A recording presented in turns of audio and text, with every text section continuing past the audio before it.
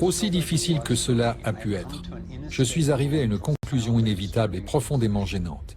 Je crois qu'une élite et les entreprises qu'elle dirige n'ont pas seulement pris le contrôle de notre énergie, de nos réserves en nourriture, de notre éducation, de nos services de santé, mais aussi de quasiment tous les aspects de nos vies. Et c'est possible en contrôlant le monde de la finance, non pas en créant plus de valeur, mais en contrôlant véritablement la source de l'argent. Lorsque j'ai suivi la trace de l'argent, j'ai découvert que cela me ramenait au niveau d'une pyramide.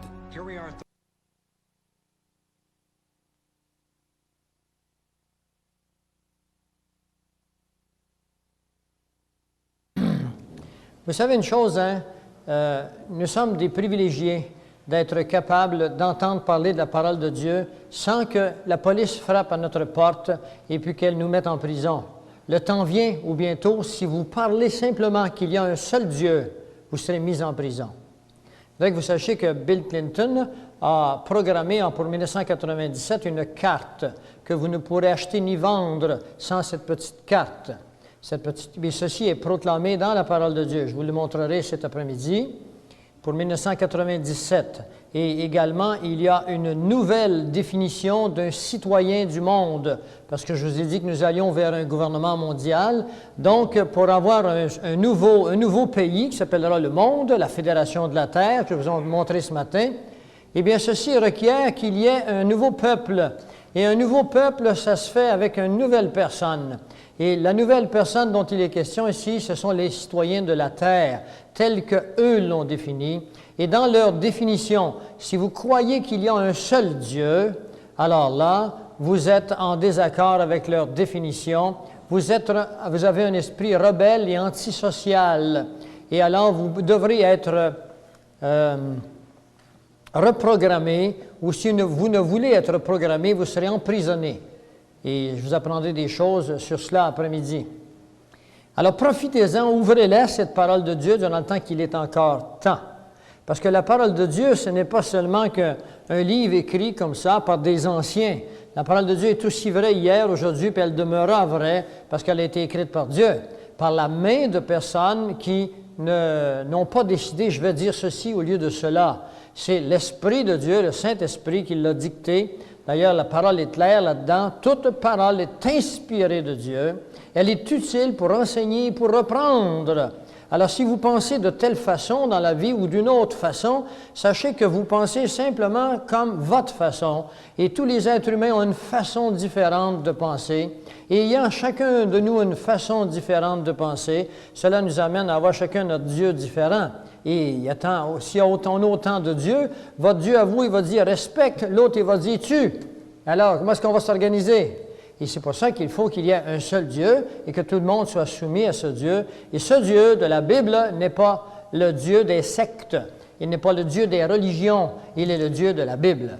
Si votre religion ou si votre secte est conforme à la parole de Dieu, restez dans votre secte et restez dans votre religion.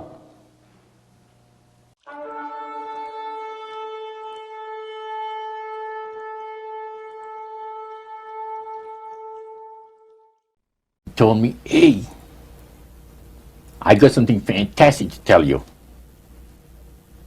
He said, I am affiliated with people that speak with the spirits of the dead. You go out. Don't have it on your property. She called me back, she said, everything's fine.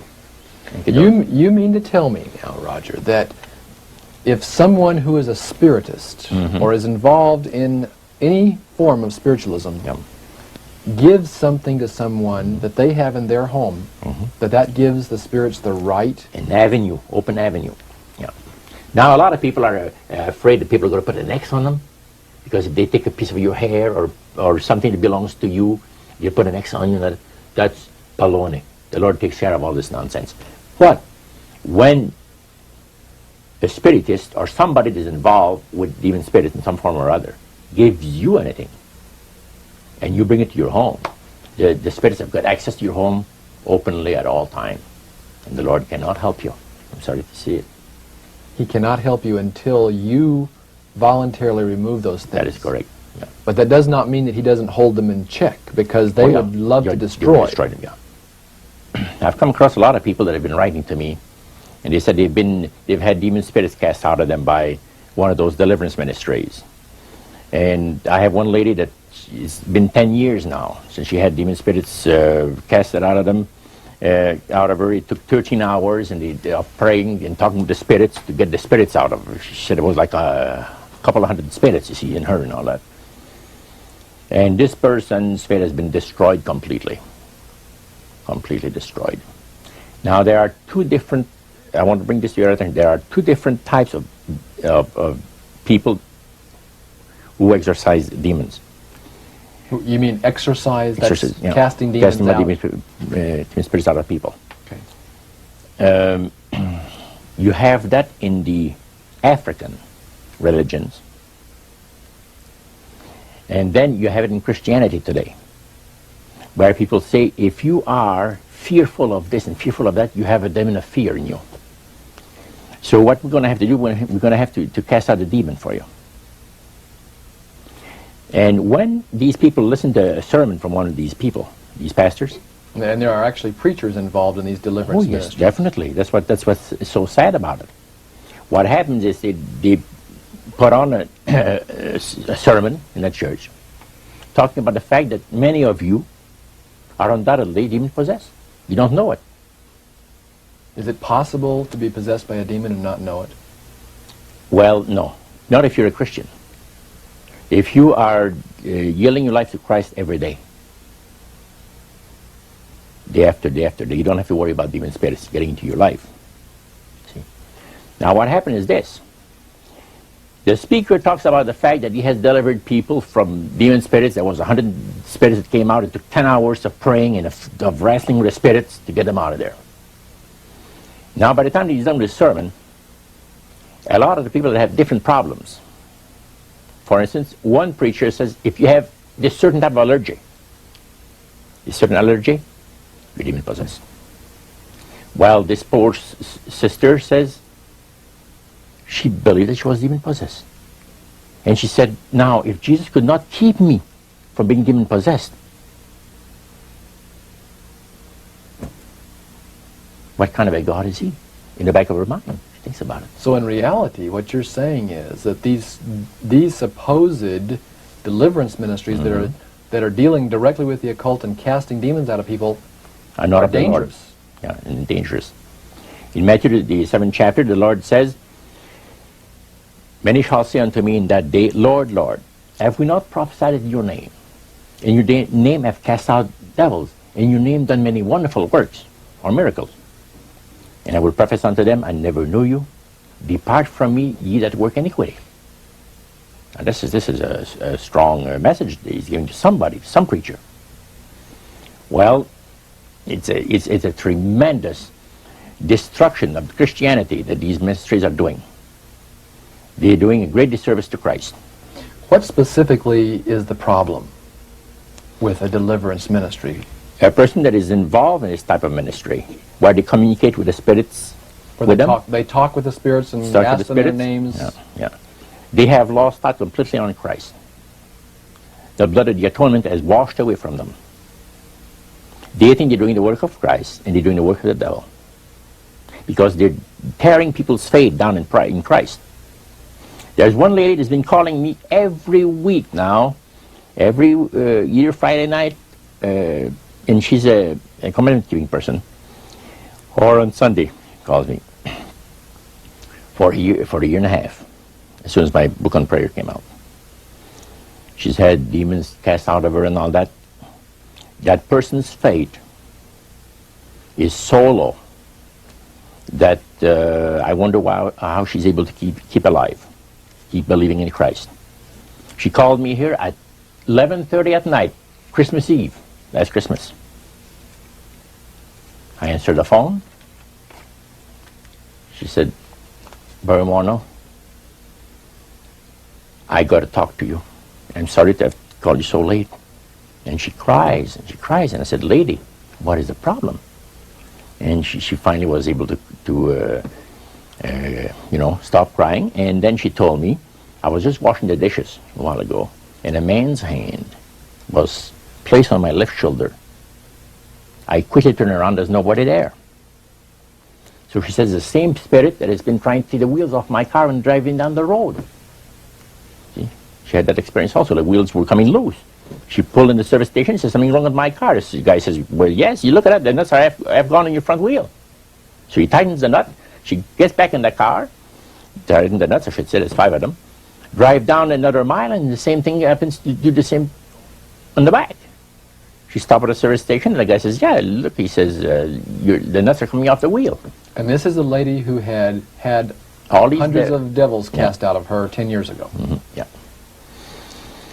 So she said, what am I going to do? I said, you're going to do what you need to do. Fortify yourself in the merits of the blood of Christ. And then I have to rebuild her confidence in the power of the Creator. See? Talk to her about Colossians, about the creative power of Christ, that we are complete in Him, which is the head of all principality and powers. See? He's created them all. So anyway, this lady, she told me, she said, would you mind if I call you every week? Because it seems that when I talk with you, I regain faith in the merits of the blood of Christ, enough to be able to sustain myself for a week. But then she says, if I don't call you, by the middle of the week, she says, I'm ready, she says, to die. You know? She's a person of responsibility. I won't say where she works. She works for the federal government. And she's in a high position, highly paid person, and superly educated, and a beautiful person, you know, and beautiful intellect. But the person, she says, I'll never recover from this thing. I said, yes, sir, sister, you will recover from this. Don't you worry. What did you recommend to her? Well, it'd be quite lengthy to go into it, because she has such a bad case of everything, you see. But you just have a few of these really hardcore cases that you work with very carefully. Mm-hmm. But some of them are wrecks after having gone through these deliverance ministries. That's the important thing. Because once they've been told by a preacher, if they were told by the grocery manager down at the supermarket that they were demon-possessed because they have such an affliction, it wouldn't destroy the faith in Christ. But when a man that says, I'm a minister of the gospel, stands in that pulpit, and he says, if you have these certain fears or whatever it is, you are undoubtedly possessed by a demon. Now, the first thing that hits the mind is that, what kind of a Savior do I have that couldn't keep me from becoming demon-possessed? The power of suggestion, we are told, is the greatest force on earth known to man. Mm-hmm. Alexander the Great, that conquered the world, he used the power of suggestion. He didn't want to use his armies. He said, I use the armies as the last resort. I use the power of suggestion, he says. So they would camp themselves around the city, and they would have speakers that would go and speak every morning and evening to the people that were in the city, telling them to give up. You're not going to come out of this alive. And by tearing down the mind to the possibility that they will survive, then negative thoughts come in, and the people said, let's give in. He's going to have us anyway. And history tells us that he won the world not by the sword, but by the words that he spake, or that his people spake for him. So the power of suggestion is the greatest force on earth known to man. That's been established by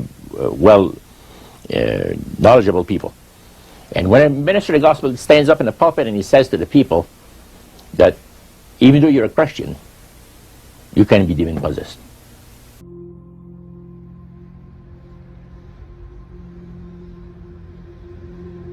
Aussi difficile que cela a pu être, je suis arrivé à une conclusion inévitable et profondément gênante. Je crois qu'une élite et les entreprises qu'elle dirige n'ont pas seulement pris le contrôle de notre énergie, de nos réserves en nourriture, de notre éducation, de nos services de santé, mais aussi de quasiment tous les aspects de nos vies. Et c'est possible en contrôlant le monde de la finance, non pas en créant plus de valeur, mais en contrôlant véritablement la source de l'argent. Lorsque j'ai suivi la trace de l'argent, j'ai découvert que cela me ramenait au niveau d'une pyramide. À ce stade, ma vision du monde a été bouleversée. J'ai réalisé que l'échec et la souffrance de tant de personnes représentent le succès et l'accomplissement d'une poignée de personnes. C'est-à-dire l'élite des banques centrales qui a convaincu le monde de les laisser créer de l'argent. Ils disposent déjà de fortunes conséquentes. Alors quel est leur objectif final? Quel est leur vrai programme?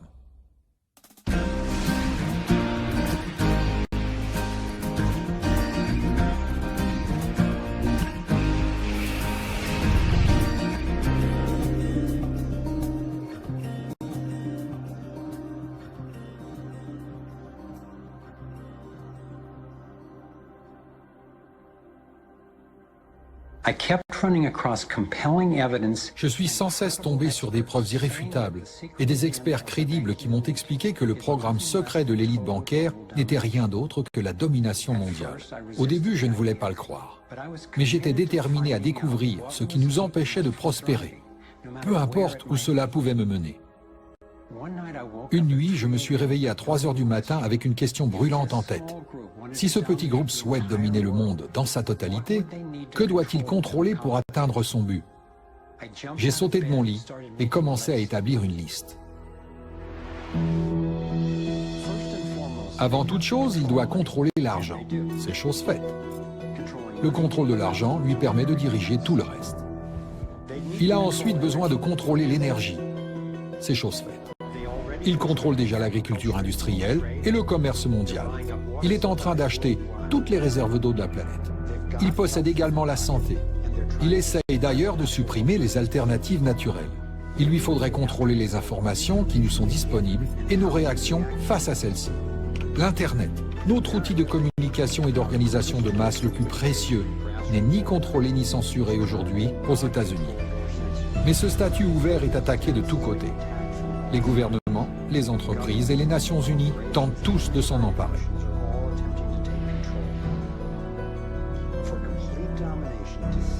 Pour établir une domination totale, les dissidents doivent être contrôlés. Il lui faudrait nous confisquer nos droits, espionner des citoyens ordinaires et scruter le moindre aspect de nos vies. Au petit matin, je savais qu'une élite de puissants avait presque tout mis en place pour dominer le monde. Et j'ai compris alors avec effroi que Big Brother n'allait pas arriver. Il était déjà là. Nous sommes déjà dans la matrice. Comment en sortir? Pour envisager ce que j'avais compris, je devais découvrir à quoi ressemblait et comment fonctionnait leur structure de domination. Un groupe relativement restreint composé de quelques familles, notamment les Rothschild, les Rockefeller, les Morgan et les Carnegie, ainsi que les Harriman et les Schiff, les Warburg, sont à la tête de l'élite dirigeante dans l'Occident depuis des générations. Je ne suis pas en train de dire que chacun des membres de ces familles ont un rôle à jouer dans ce programme de domination mondiale, ni même qu'ils en sont conscients. En revanche, je suis convaincu que les chefs de ces dynasties contrôlent les intérêts commerciaux et financiers qui servent à exécuter ce sombre projet, responsable de la destruction de si nombreuses vies. Les personnes qui mettent en place ce programme dans le secret sont connues sous de nombreux noms. Des rapports ayant filtré ont révélé qu'ils se réunissent partout dans le monde, à l'abri des regards, pour discuter de leur programme. Ensuite, avec la précision d'une montre suisse, leurs plans commencent à apparaître dans les secteurs médiatiques, financiers, commerciaux et militaires. Bien entendu, toutes les personnes impliquées dans ces groupes ne prennent pas part aux décisions. Il existe une hiérarchie en termes de savoir et d'implication. L'œil omniscient est l'un des principaux symboles de cette élite dirigeante. Il figure sur le billet de $1, sur les emblèmes du système de surveillance de masse américain appelé « Connaissance complète de l'information » et de l'agence de renseignement britannique MI5, et surplombe même la Cour suprême de l'État d'Israël, conçue et financée intégralement par les Rothschild. Je pense qu'ils ont repris l'image majestueuse de la pyramide de Khéops et de son légendaire sommet métallique afin d'en pervertir le sens. Les personnes au sommet de la pyramide peuvent suivre et contrôler celles qui se trouvent au-dessous.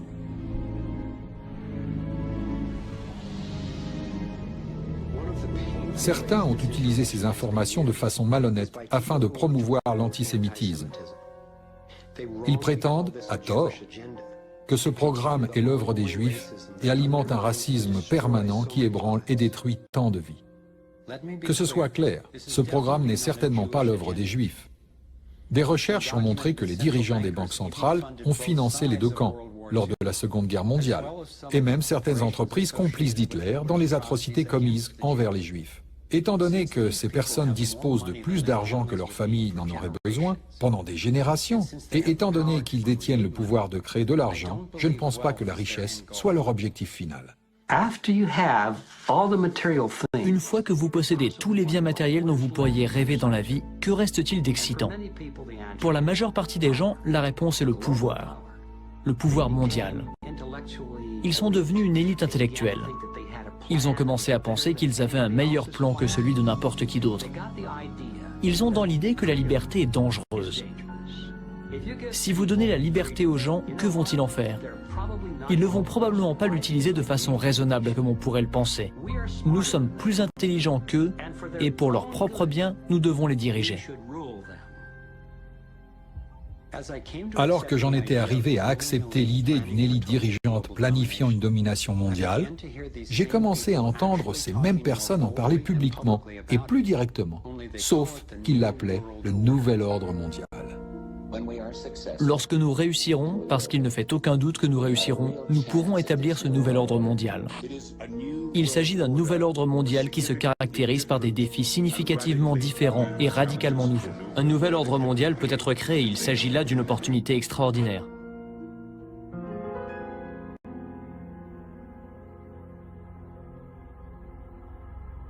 Étant donné l'état de notre monde actuel, un nouvel ordre mondial semble être une grande idée. Mais je devais faire la distinction entre ce que j'avais découvert à propos de la domination mondiale, un gouvernement mondial unique dirigé par une petite élite, et la réalité de notre interdépendance mondiale, c'est-à-dire la prise de conscience qu'à un niveau fondamental et même spirituel, nous ne sommes pas séparés, nous sommes liés. Mais le programme relatif à la domination mondiale est l'exact opposé.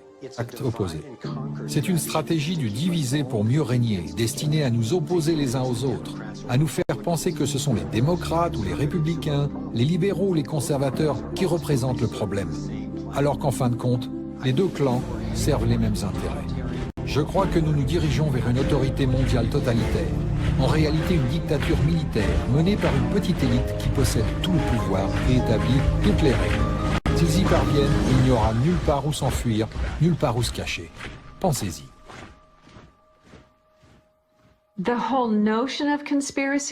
La notion tout entière de conspiration a été si ridiculisée qu'il est socialement stimulant de simplement l'envisager.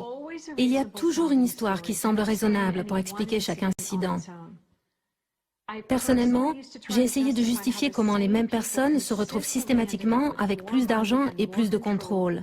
Je me suis dit qu'elles doivent simplement tirer avantage de la situation, sans réellement la provoquer. Mais après presque une décennie passée à rassembler des preuves pour répondre à mes questions, je suis convaincue que ce n'est pas le fruit du hasard et que quelques familles très puissantes dans le secteur bancaire et appartenant à l'élite, ainsi que leurs partenaires politiques et des grandes entreprises, ont bel et bien un programme pour dominer et contrôler le reste de l'humanité. Après avoir pris conscience de la réalité et de l'étendue du programme, j'ai dû me poser sérieusement la question: jusqu'à quel point ai-je envie de savoir? Est-ce que je veux me focaliser sur le pire dont sont capables les êtres humains? J'ai décidé qu'il valait la peine de savoir qui étaient ces personnes et comment leur organisation fonctionne, car à l'opposé de la rage et de la tristesse, il y a la clarté et la force, le pouvoir que nous détenons de concentrer efficacement nos efforts, maintenant que nous comprenons ce qui se passe vraiment.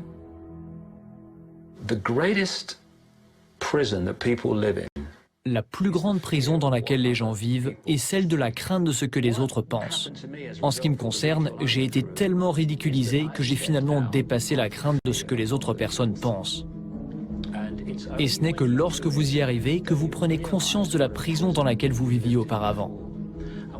Et j'en ai retiré une compréhension personnelle de la facilité qu'ont quelques-uns à contrôler les masses.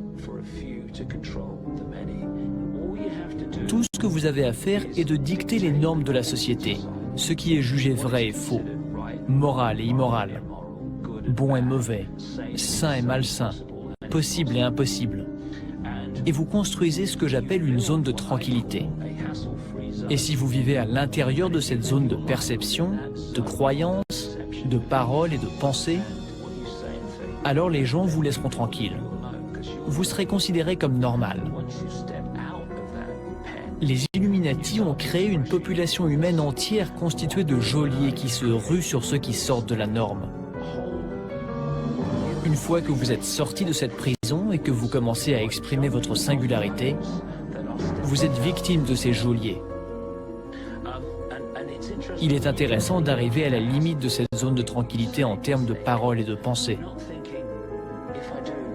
Vous ne pensez pas, si je pense, qu'en est-il du président de la Banque mondiale? Que va-t-il dire si je fais ça? Non. Que penserait votre mère? Et les types du bar, les collègues de travail, que diraient-ils? En créant les normes, les Illuminati ont donc créé une armée absolue de personnes qui s'imposent ces normes les unes aux autres.